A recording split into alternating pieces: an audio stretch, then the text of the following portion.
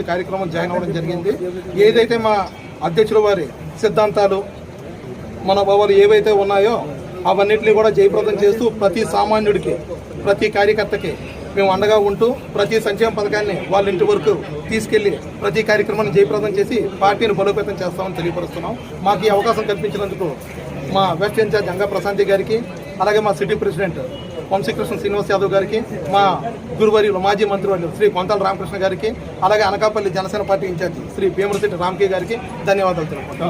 63వ division నుంచి సుమారు 480 మంది జనసేన పార్టీలో చేరడం జరిగింది. వైసీపీ పార్టీ నుంచి ఈరోజు జనసేన పార్టీ సిద్ధాంతాలన్నీ కూడా నచ్చి, మా అధ్యక్షులు శ్రీ పవన్ కళ్యాణ్ గారి ఆలోచన నచ్చి ఈరోజు ఎన్డీఏ కూటమి ద్వారా ప్రజలకి మంచి చేయాలని వచ్చిన ప్రతి ఒక్కరికి కూడా జనసేన పార్టీ నుంచి మరొకసారి స్వాగతం పలుకుతూ ఈరోజు మా నగర అధ్యక్షులు వంశీకృష్ణ యాదవ్ గారి ఆధ్వర్యంలో కండువాలు వేయించి నా ఆధ్వర్యంలో ఈరోజు జాయిన్ అయిన ప్రతి ఒక్కరికి కూడా మరొకసారి జనసేన పార్టీని నమ్మి వచ్చినందుకు జనసేన పార్టీ ఏ విధంగా ముందుకు తీసుకుని వెళ్తుందని చెప్పి తెలియజేయడం జరుగుతుంది.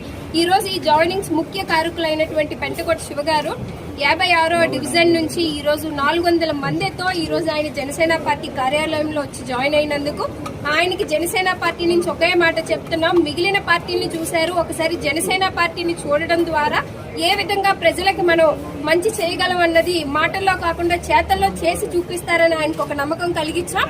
అలానే ఆయన ఈ రోజు ఏ పార్టీలో పదవులు ఆశించకుండా ప్రజలకి మంచి చేయాలన్న ఒక్క సిద్ధాంతంతో వచ్చారు.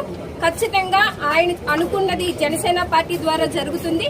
ఈ రోజు ఈ కార్యక్రమానికి వచ్చిన ప్రతి ఒక్కరికి కూడా జనసేన కుటుంబంలో వచ్చినందుకు వాళ్ళందరికీ కూడా మరొకసారి కృతజ్ఞతలు తెలియజేస్తూ మీడియా మిత్రులందరికీ కూడా కృతజ్ఞతలు.